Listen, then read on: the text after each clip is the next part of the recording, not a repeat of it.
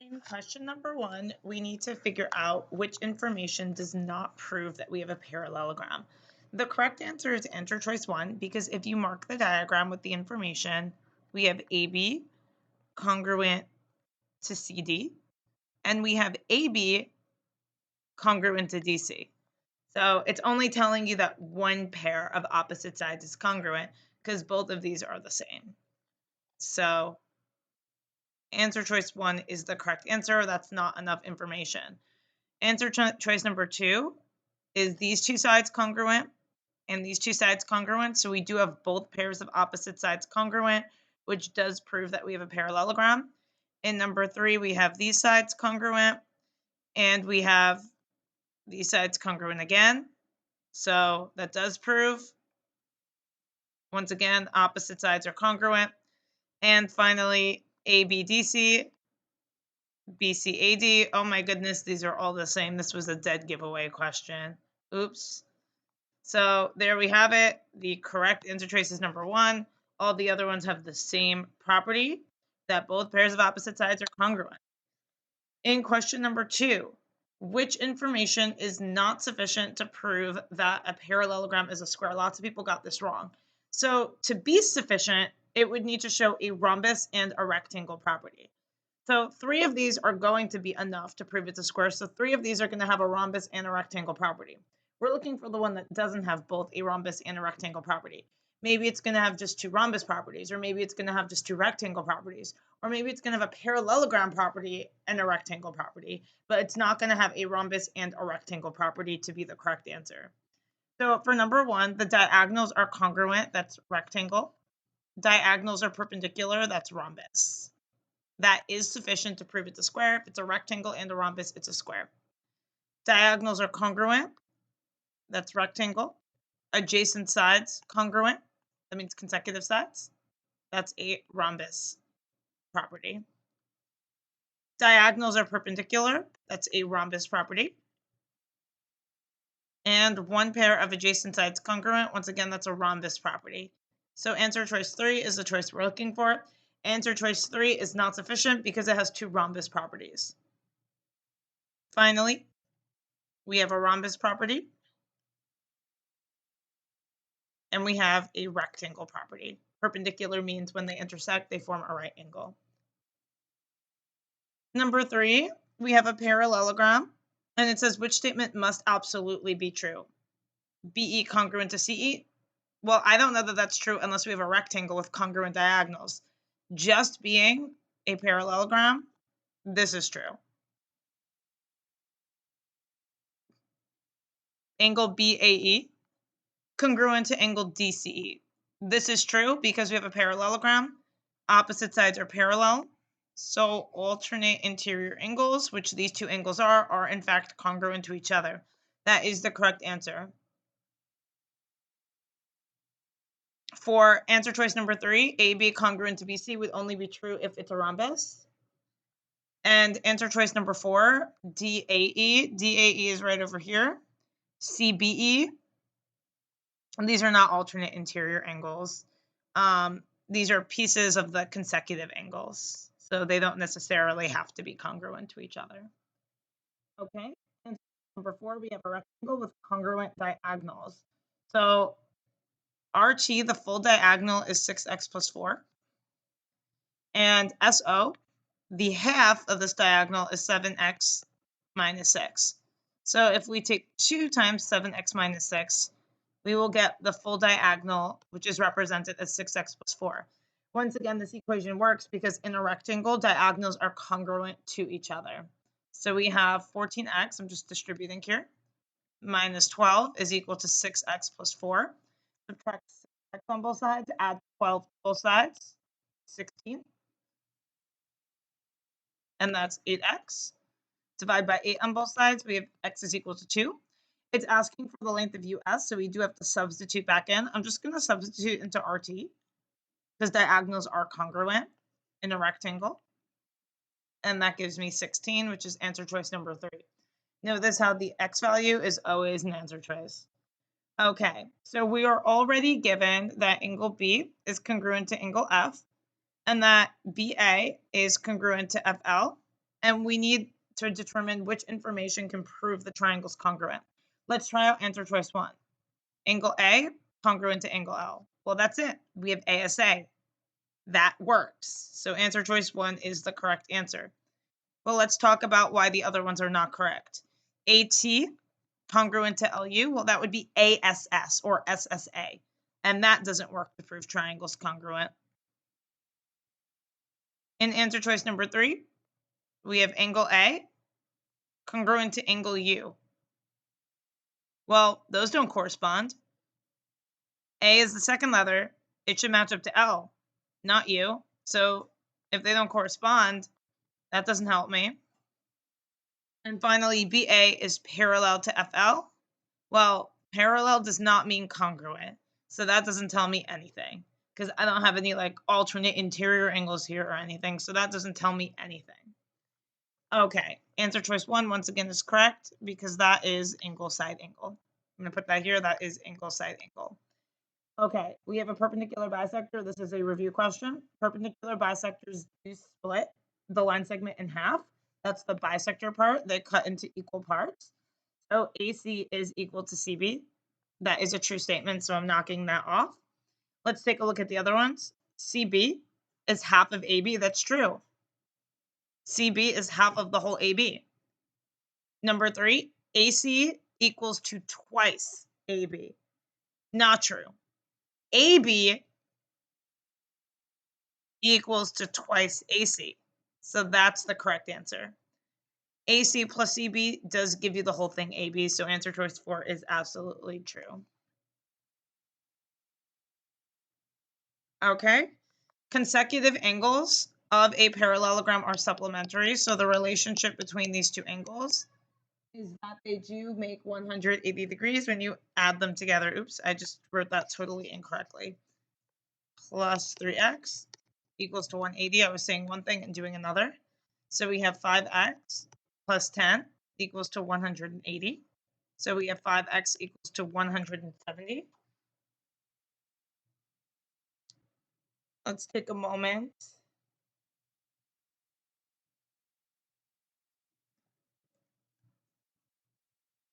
And we have x is equal to 34 when we divide by 5.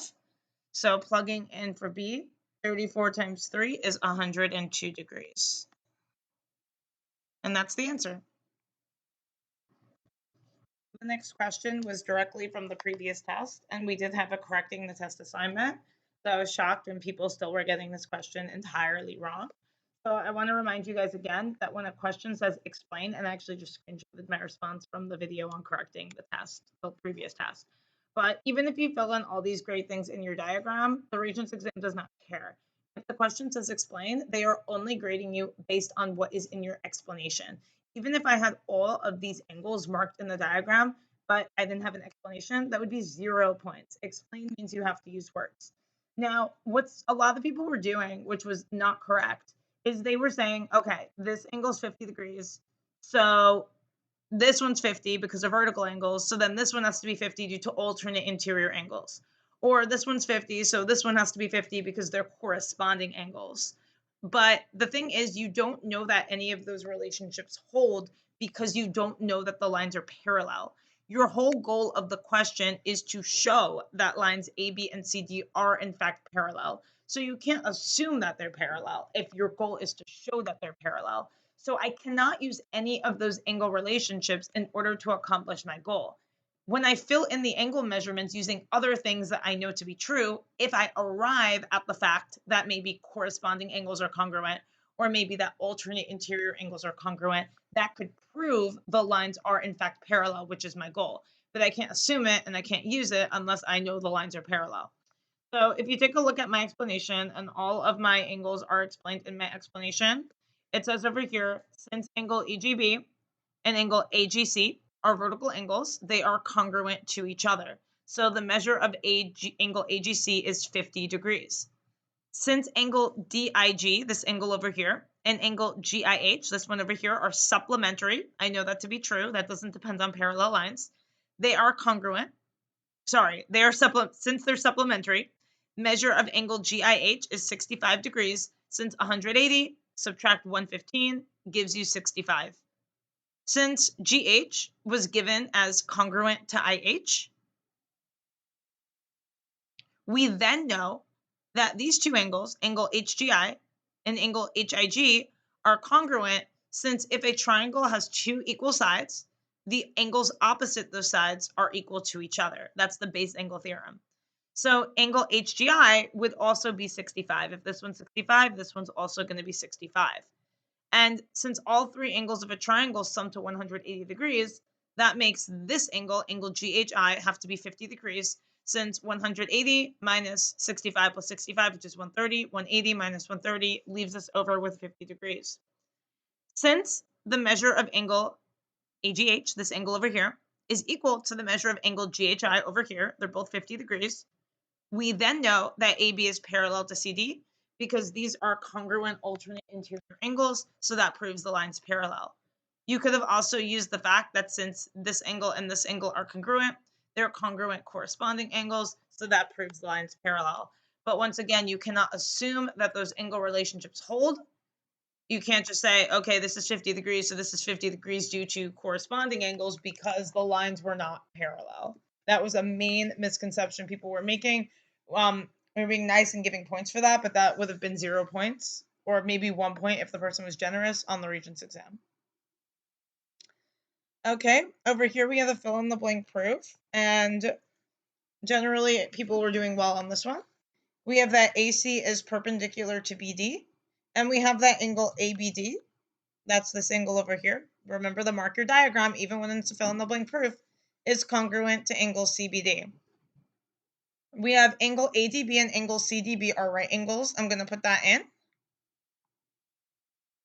And that's from the given about having perpendicular lines. Perpendicular lines form right angles. It's the same reason for both, so I'm just going to write it big. And therefore, we know that they're congruent because all right angles are congruent to each other. And we know that BD is congruent to BD due to the reflexive property. And so now we can see that the triangles are congruent due to ASA. A lot of people said SAS, and it was due to not marking your diagram with the information. After we know the triangles are congruent, we can then say that corresponding sides AB and CD are congruent, AB and CB are congruent due to CPCDC. And now I know that triangle ABC is a right triangle because a triangle with two congruent sides is isosceles. A triangle with two congruent sides is isosceles. Moving on over here, we have another fill in the blank proof. We're given that the quadrilateral PROE is a rhombus, and we're also given that angle SPR, that's this big angle over here, is congruent to angle VOR. Once again, mark the diagram, else things are going to be very difficult for you. Our proof statement is to prove that SE is congruent to EV. SE is the side of this triangle over here. EV is the side of this triangle over here. So our goal is that we're going to be proving these two triangles congruent to each other. And the fill in the blanks are going to help us figure out how to do that. First of all, a lot of people were losing points on step number 1. Step number 1 is always to write the givens. So we have that PROE is a rhombus, and we have that angle SPR is congruent to angle VOR. That was not a spot on this test that you wanted to lose points on. Definitely not on writing the given information. Okay, all sides of a rhombus are congruent. Absolutely true, but the ones that are going to be helpful are these two because those are sides of the triangles that we're interested in. I'm going to put that over here. That's PE. You could have put it as EP. Is congruent to EO. That's the other side over here. Intersecting lines form congruent vertical angles. Here are those vertical angles that are going to help us. Remember to name with 3-letter names. Angle SEP is congruent to angle VEO. Okay, opposite angles of a rhombus are congruent. Well, the question is, what are we trying to achieve? We were given these large angles. So when I'm thinking about which opposite angles in the rhombus are going to be important, well, is it going to be this one and this one? No, because they're not even near the triangles that I'm interested in. It's going to be this one and this one that I'm interested in, because if we have the big piece and we subtract the smaller piece, we get the other smaller piece, which is actually inside the triangle that we want. If we have the big piece, we subtract the part, we get the other part, which is actually inside the triangle that we want. So we're going to be interested in angle EPR being congruent to angle EOR. Once again, we absolutely know that's true. This is a rhombus. Opposite angles of a rhombus, just like a parallelogram, are congruent to each other. Okay, now it's clear enough to see that what we're subtracting over here, we're taking the big angle, which is angle SPR, and we're subtracting angle EPR.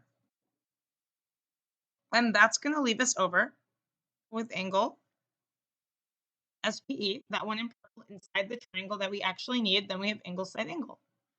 Okay, on the other side, let's see what we're subtracting. We're starting with the big angle VOR, and we're subtracting the part, angle EOR, and that leaves us over with angle VOE. This minus this gives us this. That piece is inside the triangle that we want. We have angle side angle. So this minus this gives us that. This minus this gives us that. So this step over here is justified by substitution. We're replacing the subtraction with what it actually leaves us over with. A lot of people for the subtraction were subtracting line segments and angles together. You can't subtract line segments and angles. And how would subtracting line segments leave you over with angles? That doesn't make any sense. At a certain point, right, we have to ask ourselves, like, does what we are doing make sense? If we subtract line segments, how are we ending up with angles, right? That doesn't make any sense. Okay, so now that we have the two triangles are congruent, the only thing left to do is CP/CTC the sides that we need for the proof statement, SE and EV. So SE is congruent to EV, EV, and wow, you didn't even have to put in the reason. That was already provided there. Triangle SEP and triangle VEO.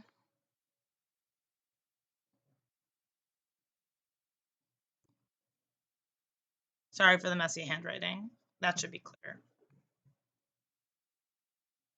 This next proof over here was straight from the review sheet for test number 3. So once again, I just copy and pasted the chart that I made on that answer key, but I will talk you through it.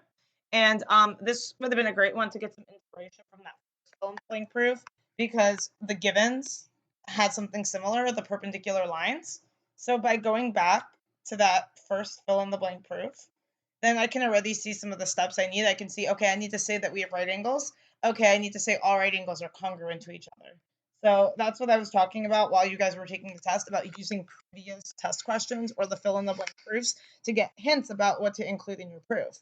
Because even though they put the right angles here in the diagram, they never actually tell you in the givens that you have right angles, right? They only have perpendicular lines. So in the proof, you actually do need to say, if you want to use them, that this angle and this angle are right angles because perpendicular lines form right angles, and that these angles are congruent due to the fact that all right angles are congruent. So notice how that's in my proof. That was missing from a lot of your proofs.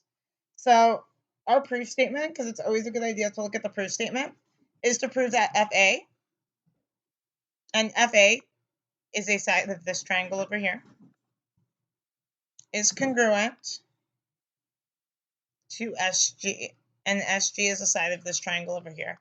So these are the triangles that I want to prove congruent. And I already have the congruent right angles now that I have it in my proof in step 2 and 3. I know that this quadrilateral is a parallelogram with parallel sides. The letter Z jumps out to me automatically. I have congruent alternate interior angles formed when parallel lines are cut by a transversal. Notice I have that as 2 steps in my proof, 5 and 6. The first being that LS is parallel to FH due to the fact that opposite sides of a parallelogram are parallel. Oh, sorry. Wrong step. Are parallel. This got cut off. Alternate interior angles are congruent when parallel lines are cut by a transversal. Oh my goodness, I keep doing this. Opposite sides of a parallelogram are parallel. That's what I'm saying here. Okay. And the last piece of information I need are that these sides are congruent. And I have that as step 4 due to the fact that opposite sides of a parallelogram are not only parallel, but they're also congruent to each other. And now we have the triangles congruent by angle, angle, side. And we can CP/CTC, GS, and AF, which is exactly what we need for this proof. Pretty straightforward proof, nothing too complicated over there. pretty quick using a lot of the things that we've spoken about in class and we've seen repeatedly. This extra credit question was not too terrible. There are many ways to do it. Some ways are many steps, but there's a way to do this very shortly in as few steps as possible. Let me just take a second and write the givens real quick. I'm gonna pause. Okay, so I just marked the given in the diagram that FK was congruent to HL. And they also tell us that the outer quadrilateral FGHG is a parallelogram. And our goal is to prove that the inner parallelogram KGLJ is also the inner quadrilateral, sorry, is also a parallelogram.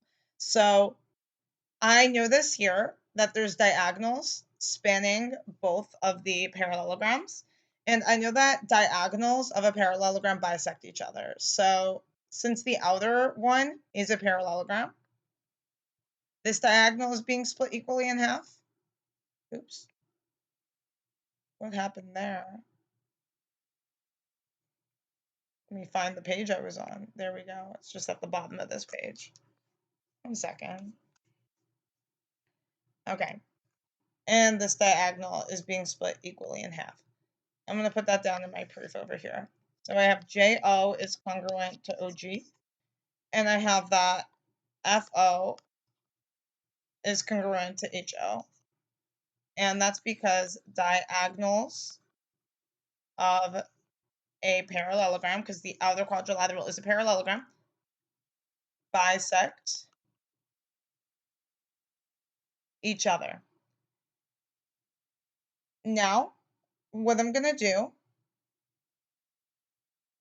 is I'm going to do some subtraction, and I'll explain why in a second. So what I'm going to do is I'm going to take FO, and I'm going to subtract off FK.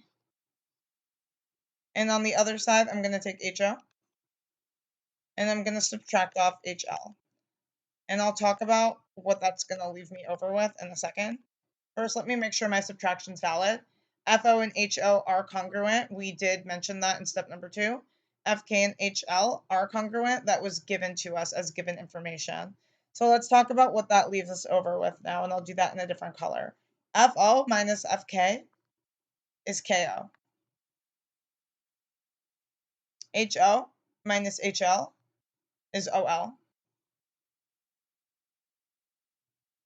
So now I see that the inner quadrilateral is a parallelogram. So in all of 5 steps, I can finish up the proof. And that's because we just showed that the diagonals bisect each other. If diagonals